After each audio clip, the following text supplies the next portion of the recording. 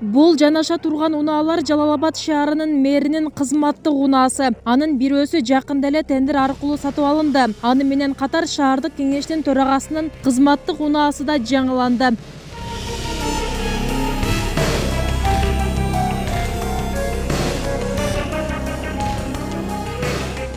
Мэр менен төраганын кызматтык унаалары шаардык казынанын эсебинен. Ал үчүн тендер жарыяланып, 2 өнөтең Toyota Camry 50 үлгүсүндөгү унаалар алынды. Жылдары 2013-2014 ага мурунку кызматтык унаалардын эскилиги жетип, колдонуу мөөнөтү аяктаганын, акыркы учурларда чыгымы көбөйгөнүн жөө келтиришет.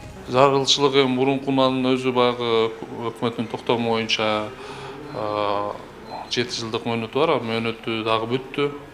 Машина эскилиги жетип жылдан жылга баягы чыгымы көбөйө баштады. Машина сатып алынганда 10 жылдан кем болбош керек деген тартип бар. Ошол эле учурда 7 жылдан аз убакытта пайдаланбаш керек мисалы алынган машина. Бирок бизде андай машина биздин муниципалдык ишканаларда деле ал мөөнөттөн көп узакка пайдаланабыз. Жалал-Абад шаарынын быйылкы бюджети 564 миллион 407 миң сомду түзөт. Андан бул унааларга деп дээрлик 1,5 миллион сом бөлүнгөн. Кызматтык автоунаа алуу үчүн 750 миң сом акча каралган. Аны тендердик конкурстун негизинде утуп алган фирма 749 миң сомго утуп алып, азыр күндө машинаны пайдаланууга берилди, сатып алынды. Шаардык кеңешке дагы ушундай эле бир автоунаа кызматтык автоунаа муктаждыгы бар эле. Аларга дагы шаардык кеңештик депутаттардын токтомунун негизинде, сессия негизинде 750 миң сомго аларга да ушундай эле өлчөмдө акча каражат каралган эле. 749 миң сомго алар дагы кызматтык автоунаа менен камсыз болду. 1 мартка чейин деген Кабинеттер министринин төрагасынын тескемеси бар, бирок биз 25 февралда уже алып пайдаланууга берилип калды уже. Мурдагы кызматтык унааларда учурда авто гаражда турат. Алар мындан 7 жыл мурун сатып алынган. Унаалар 2006-2007 жылдары чыгарылган. Жергиликтүү бийликтин айтымында буларды алдыда башка кызматтарга колдонушат. Жаңы машинелердин сатып алынышы жаатында да түрдүү пикирлер бар. Мисалга алып турган болсок, мына шаарыбыздын ичинде мына тазалык ишканасы чынын айтканда ошо мына таштандыны алып чыгып, жүктү алып чыгып кетчү.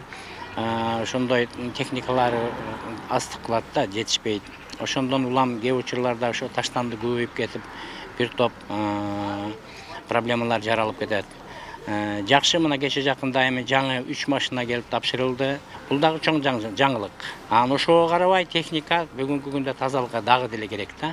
Мына шунун үстүнөн иштесек жакшы болот эле.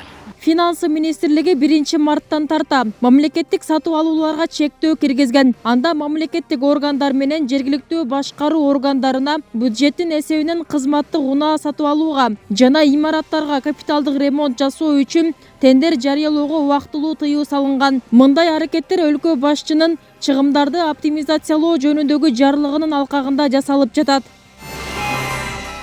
Өлкө башчы аталган жарлыктын негизинде жогорку кеңештин депутаттарына кеткен чыгымдарды азайтуу боюнча да зарыл чараларды кабыл алган. Атап айтканда, парламентарийлердин кызматтык айлыктары төмөндөтүлүп, компенсациялар жана кызматтык унаалар алынып салынган. Бүбүсара Орозалиева, Шарзат Эгембердиев, 7 канал, Жалал-Абад.